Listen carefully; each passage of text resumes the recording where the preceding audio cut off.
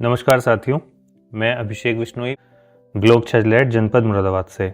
आशा करता हूँ आप सभी शायकुशल होंगे। साथियों, पिछले कुछ वर्षों से हम देख रहे हैं कि जो हमारा एसएमसी का एक्सपेंडिचर है वो पीएफएमएस पोर्टल के माध्यम से हो रहा है।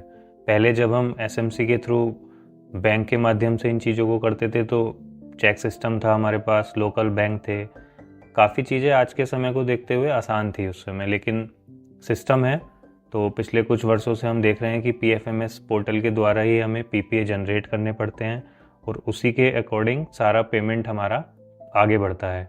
तो आज हम इसी बारे में बात करेंगे कि किस तरीके से हम पीएफएमएस पोर्टल में अपना बैलेंस चेक करें, किस तरीके से वेंडर बनाएं, कंपोनेंट कोड कैसे ऐड करें, पीपीए को बनाकर सेव कैसे करें, उसके बाद डेटा अप्रूवर उसे कैसे अप्रूव करेगा और उसे फाइनली प्रिंट कैसे करेंगे।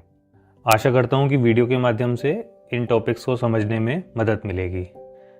तो आइए देखते हैं कि किस तरीके से हम पीएफएमएस पोर्टल पर अपना पीपीए जनरेट कर सकते हैं। हम देख पा रहे हैं साइट आ जाती है, इस पर हमने साइट पे क्लिक किया तो इस तरीके से हमारे सामने लॉगिन स्क्रीन आ जाती है। तो हमारे पास डेटा ऑपरेटर डीओ और डेटा अप्रूवर डीए के नाम से दो आईडी सभी के पास बनी हुई हैं। तो सबसे पहले हम डेटा ऑपरेटर की अपनी आईडी और पासवर्ड को यूज़ करेंगे और नीचे कैप्चा डालने के बाद हम लॉगिन कर लेंगे। ये हमारे सामने डेटा ऑपरेटर की स्क्रीन आ गई है। इसमें जो साइड में मेन्यू है हमारा, इसमें हम एक्सपेंडिचर में ऐड न्यू पर क्लिक करेंगे। ये ऐड न्यू की इस तरीके से विंडो आती है हमारे सामने। इसमें सबसे पहले हमें साथियों स्कीम सेलेक्ट करनी है जो कि हमारी होती है यूपी 113 समग्र शिक्षा एलिमेंट्री एजुकेशन की। इसके बाद हमें बैंक अकाउंट सेलेक्ट करना है जो ऑटोमेटिकली इसमें फीड होता है हमारा। नेक्स्ट एंट्री इसमें हमें एक्सपेंडिचर डन फॉर, इसमें हमें वेंडर को सेलेक्ट करना होता है। वेंडर पे हम जैसे ही क्लिक करते हैं तो हमारे पास जितने भी वेंडर ऑटोमेटिकली अब तक सेव हैं वो सारे एक लिस्ट में आ जाते हैं। हम यहाँ से जिस वेंडर को भी पेमेंट करना है उसे सेलेक्ट कर लेंगे। सेलेक्ट करने के बाद हमें साथियों यहाँ पर एक लेटर ऑफिस ऑर्डर नंबर लिखना होता है जो आप अपनी सुविधा अनुसार इसमें लिख सकते हैं। इसके बाद हमें यहाँ पर एक एक्चुअल ट्रांजेक्शन डेट देनी होती है जो हम इस डेट कॉलम में से यहाँ से आप सेलेक्ट कर सकते हैं। और उसके बाद हमें देना होता है इसमें अमाउंट कि जो हमने वेंडर सेलेक्ट किया है उसे हम कितने रुपए का पेमेंट करना चाह रहे हैं। अमाउंट भरने के बाद नरेशन है किस चीज़ के लिए पेमेंट हुआ। और उसके बाद हमारा सबसे ज़रूरी इसमें चीज़ आती है स्कीम कंपोनेंट की। तो हम यहाँ पर सेलेक्ट स्कीम कंपोनेंट पे क्लिक करेंगे तो सारे कंपोनेंट्स कोड हमारे सामने इस तरीके से आ जाते हैं। तो जो भी हम पेमेंट कर रहे हैं वो किस कंपोनेंट कोड में है यहाँ से हम सेलेक्ट कर लेंगे। नेक्स्ट इसमें हम एक्सपेंस टाइप में रेवेन्यू पे क्लिक करेंगे, परसेंटेज में 100 लिख देंगे और इस तरीके से सेव पर क्लिक करने के बाद हमारा वाउचर जनरेट हो जाता है। इस तरीके का हमें एक मैसेज मिल जाएगा, transaction has been save successfully with voucher number. ये वाउचर नंबर हमारा साथियों जनरेट हो गया है।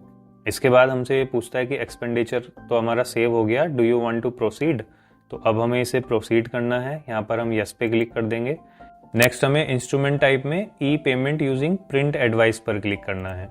इस पर क्लिक करते ही फिर से एक बार हमसे कंफर्मेशन ली जाती है और इस पर हम कंफर्म में क्लिक करेंगे। इस तरीके से हमारा साथियों पीपीए हमारा जनरेट हो गया है और ये PPA detail has been confirm successfully का मैसेज आ जाता है। अब समय आता है हमारा इसे कि हम इसे अप्रूवल के लिए भेजें जो हमारा डेटा अप्रूवर है उसके पास। तो यहाँ से हमें सबमिट फॉर अप्रूवल का ऑप्शन मिलता है, इस पर हम क्लिक करेंगे और देखते हैं कि सक्सेसफुली सेव हो जाता है हमारा, ये सबमिट हो जाता है। इसके बाद साथियों हमारा जो डेटा ऑपरेटर का काम था जो हम कर रहे थे डीओ का, वो यहाँ से पूरा कंप्लीट हो जाता है। अब हम वापस से लॉग आउट करके डेटा अप्रूवर की आईडी से लॉगिन करेंगे। ये साथियों हमारी स्क्रीन ओपन हो गई है। मेन्यू में से एक्सपेंडिचर में क्लिक किया और यहाँ से हम अप्रूव पर क्लिक करेंगे। अप्रूव पर क्लिक करने से हमारी एक्सपेंडिचर की एक स्क्रीन आती है, स्कीम हमारी सेलेक्ट है, बैंक अकाउंट हमारा सेलेक्ट है। हम सीधा सिर्फ सर्च पे क्लिक करेंगे। सर्च पे क्लिक करने के बाद आप देख रहे हैं कि जो हमने डेटा ऑपरेटर की आईडी से पीपीए जनरेट किया था वो हमारा यहाँ पर शो हो जाता है पूरा। ये हमने पीपीए पर अपना क्लिक किया और क्लिक करने के बाद ही हमसे अप्रूव और रिजेक्ट दो ऑप्शन देता है। तो यहाँ से हम इसे अप्रूव कर देंगे। अप्रूव करने के बाद जो स्क्रीन आती है यहाँ पर हमें एक रिमार्क देना है। यहाँ पर हमने अप्रूव लिख दिया और अप्रूव ऑप्शन पर क्लिक किया। इस तरीके से आप देख पा रहे हैं कि अप्रूवल मैसेज आ गया है। This PPA can be proceed either through internet banking, mobile and through branches. इसे हमने ओके कर दिया। और नेक्स्ट अब हमारा फाइनल लेआउट आ गया इसमें प्रिंट पेमेंट एडवाइस के लिए।